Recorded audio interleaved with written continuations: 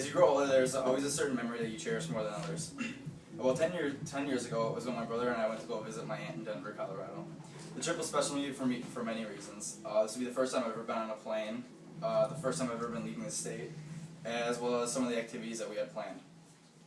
The night before, I barely got any sleep. As I said, this would be the first time I've ever been on a plane. I didn't know if I was more nervous about the plane ride or more anxious about getting to Colorado. Either way, I needed to be asleep early. Our plane ride was about 8 o'clock in the morning, so we had to be up around 6 to make it to the airport, get checked in and everything, make sure we were on time. Upon boarding, I became quickly more relaxed. I was becoming eager for the plane to take off, just basically to see the view. We had a couple of hour flight ahead of us. I was running low on sleep, but I knew that there was no way I was going to be able to fall asleep. So I didn't really mind. I had CDs and music to keep me occupied the whole flight. A few hours later, we landed in Denver Airport, where my aunt picked us up. A couple mile drive through the city finally led us to our destination.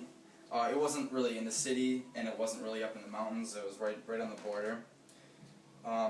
We would be there for a long weekend. Most of the things we would be doing, we had planned out, which were horseback riding, mountain climbing through the Rockies, and going to Colorado Springs. The two things that I was looking forward to most, though, was the whitewater rafting and the Colorado Rockies baseball game. Well, rafting was something I had never done before, so I was really excited about that, and I didn't know what to expect. I remember driving about 30 minutes to a remote area where the rapids were. When we got there was about 20 other people joining us on our trip. After we got our life jackets on and a quick instruction note from the guide, everyone squeezed into about 3 different rafts. Soon after, we were taken off down the rapids. The ride was basically like a roller coaster without being belted in.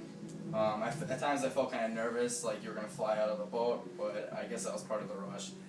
Overall, I had a fun experience with that. The next day was the Rockies game at Coors Field. I would have to say I was more excited about this than anything in the whole trip. Going to see the game was the last thing we'd be doing that weekend, so obviously there was a lot of anticipation leading up to it. The game we went to go see was a night game, and going to this night game is where I learned 2 things.